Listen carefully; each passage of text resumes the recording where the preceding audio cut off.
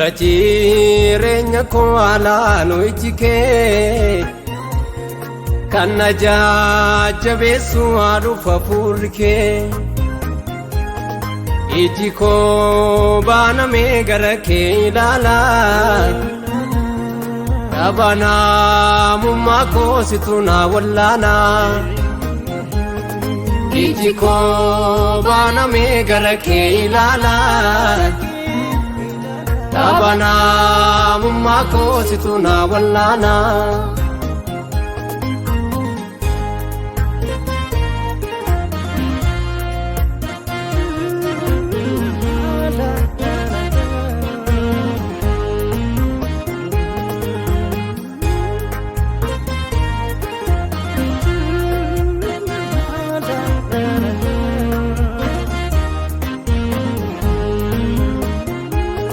Sagalee yakkoo dhaga'uumaa koo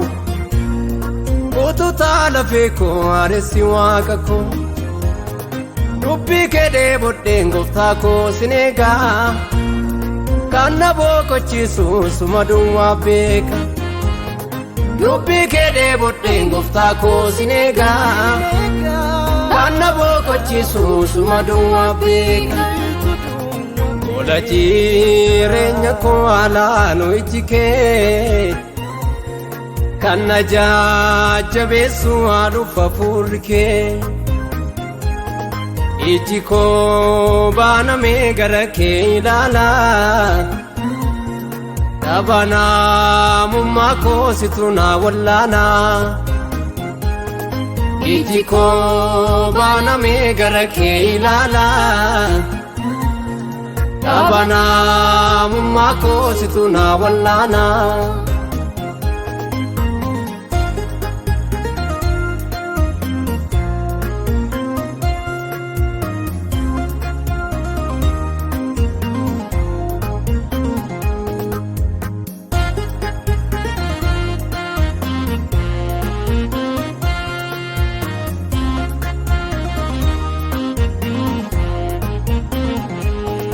Abdiin jireenya koo karaa kee lalisa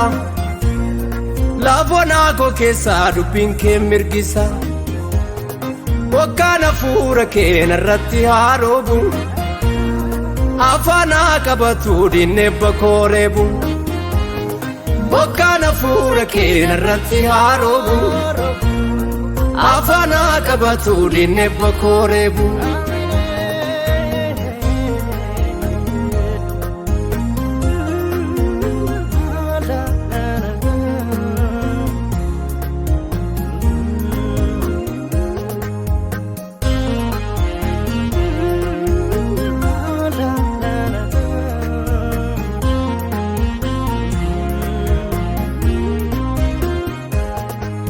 Amansiisaa kan itti boqottu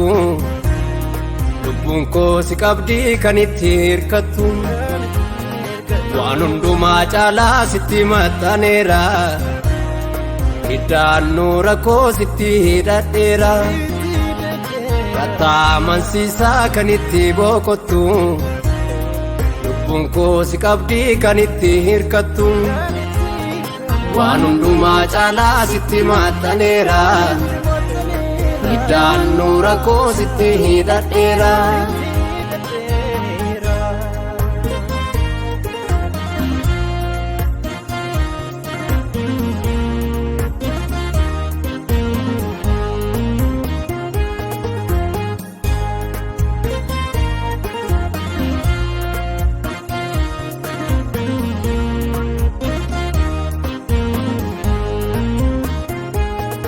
Icciitiin garaa koo si duraan nookatu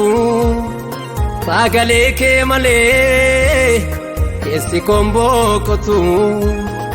arrasuu maneegaa harka koo bal'isee wanta naa dhiphisu sitti gateennise icciitiin garaa koo si duraan nookatu hafuura kee malee keessi koon boqotu arrasuu maneegaa harka koo bal'isee wanta na dhiphisu itti gateennise. Ijjitiin garaa koo si duraan nookatu hafuura kee malee keessi koon boqotu har'a suumana egaa harka koo bal'isee wanta na dhiphisu sitti gateennise. Ijjitiin garaa koo si duraan nookatu Ragalee kee malee keessi koon boqotu har'a suumana egaa harka koo bal'isee wanta natti ulfaatu sitti gateennise.